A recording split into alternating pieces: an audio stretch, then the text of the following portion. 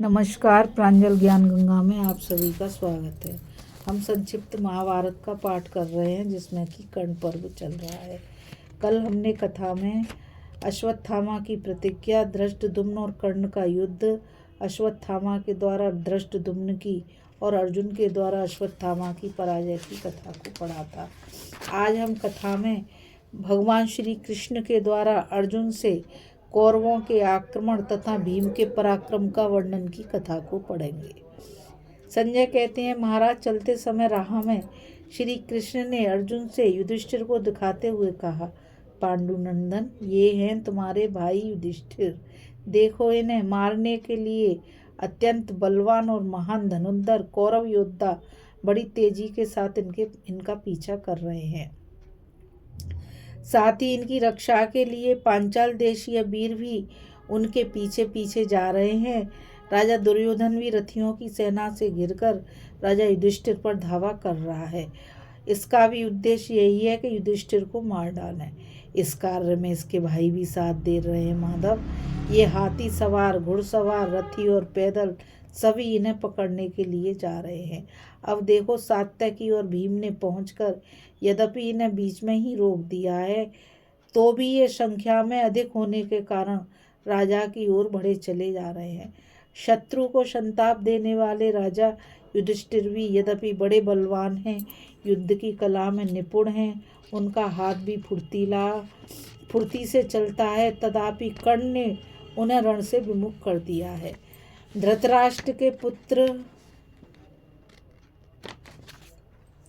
शूरवीर हैं, उनकी सहायता मिल जाने पर कर्ण अवश्य ही हमारे महाराज को कष्ट पहुंचा सकता है। इनके तथा और भी बहुत से शूरवीरों के साथ ये युद्ध कर रहे हैं। उन सब महारथियों ने मिलकर उन्हें परास्त किया है। राजा युधिष्ठिर उपवास करने के कारण माधव बहुत दुर्बल हो गए हैं। यह अधिकतर ब्रह्मबल क्षमा में ही स्थित रहते हैं, छात्रबल निष्ठुरता में नहीं। जब से कर्ण के साथ इनकी भिड़ंत हुई है, तब से ये बड़े संकट में पड़ गए हैं। कर्ण धृतराष्ट्र के महारथी पुत्रों से यह कह रहा है कि तुम लोग पांडु पुत्र युधिष्ठिर को मार डालो।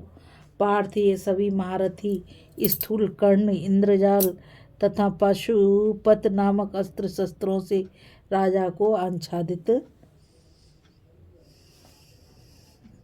कर रहे हैं। वे आतुर हो गए हैं। इस समय उन्हें विशेष सेवा की आवश्यकता है। अब शीघ्रता करने का समय है।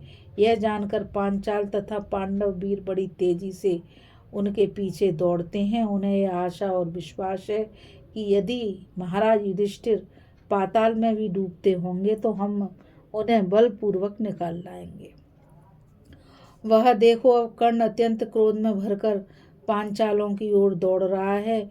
उसके रथ की ध्वजा धृष्टद्युम्न के रथ की ओर जाती दिखाई दे रही है। पार्थ, इस समय मैं तुम्हें एक परम प्रिय समाचार सुना रहा हूँ कि राजा युधिष्ठिर जीवित है। उधर वे महाबाहु भीमसेन हैं, जो संजयों की वाहिनी तथा सात्यकी के साथ लौटकर अपनी सेना के मुहाने पर खड़े हैं। पांचाल योद्धा तथा भीमसेन अपने तेज बाणों से अब कौरवों पर प्रहार कर रहे हैं। देखो, कौरव सेना भाग चली। सैनिकों के घावों से खून धारा जा रही है। उनकी बड़ी दयनीय दशा दिखाई देती है। अब देखो, भीमसेन शत्रुओं की सेना को खदेड़ने लगे। उनकी वजह से कौरव वाहिनी बड़े संकट में पड़ गई है। ये रथी लोग भीम के भय से थर्रा उठे हैं। हाथी उनके नाराजों की मार से विदीर्ण होकर जमीन पर गिर रहे हैं। बड़े बड़े गजराज भीम के बाणों से घायल होकर अपनी ही सेना को रौंदते कुचलते हुए भागे जा रहे हैं। अर्जुन, पहचान लो, संग्राम विजयी वीरवर भीमसेन का ही यह दुस्सह शेहनाद सुनाई देता है। यह लो, उन्होंने 10 बाण मारकर निषाद राज के पुत्र को भी मौत के घाट उतार दिया। अब कौरवों की बोलती बंद हो गई। पहले जैसी उनकी गर्जना नहीं सुनाई देती। भीमसेन ने दुर्योधन की 3 अक्षौहिणी सेना को आगे बढ़ने से रोककर मार डाला है। जिनकी आंखें कमजोर हैं, वे जैसे दोपहर के सूर्य की ओर नहीं देख सकते, वैसे ही ये कौरव पक्ष के राजा लोग भीमसेन की ओर आंख उठाकर देख नहीं पाते। उनके बाणों की मार से भयभीत हुए शत्रुओं को कहीं भी चैन नहीं मिलता। भगवान श्री कृष्ण के मुख से ये बातें सुनकर अर्जुन ने भीमसेन के दुष्कर पराक्रम पर दृष्टिपात किया। फिर अपने बचे कुचे शत्रुओं को तीखे बाणों से मारना आरंभ किया। शंशप तक योद्धा बड़े बलवान थे, तो भी वे अर्जुन की मार से युद्ध में नहीं ठहर सके। भयभीत होकर सब दिशाओं में भाग गए। इस कथा में बस इतना ही। अभी हम कथा में भगवान श्री कृष्ण के द्वारा अर्जुन से कौरवों के आक्रमण तथा भीम के पराक्रम का वर्णन की कथा को पढ़ रहे थे। अब हम कथा में दोनों पक्ष के योद्धाओं का द्वंद्व युद्ध तथा भीमसेन का पराक्रम की कथा को पढ़ेंगे। इस कथा में बस इतना ही। मुझ गीता रावत को आज्ञा दीजिए। कल फिर मिलेंगे एक नई कथा के साथ। और मैं आप सभी से यही कहना चाहूँगी कि इस चैनल को ज़्यादा से ज़्यादा लाइक, शेयर और सब्सक्राइब कीजिए, ताकि ये अमूल्य ज्ञान आपके सहयोग से अधिक लोगों तक पहुंच सके। कल फिर मिलेंगे एक नई कथा के साथ। राधे राधे। जय श्री कृष्णा। नमस्कार।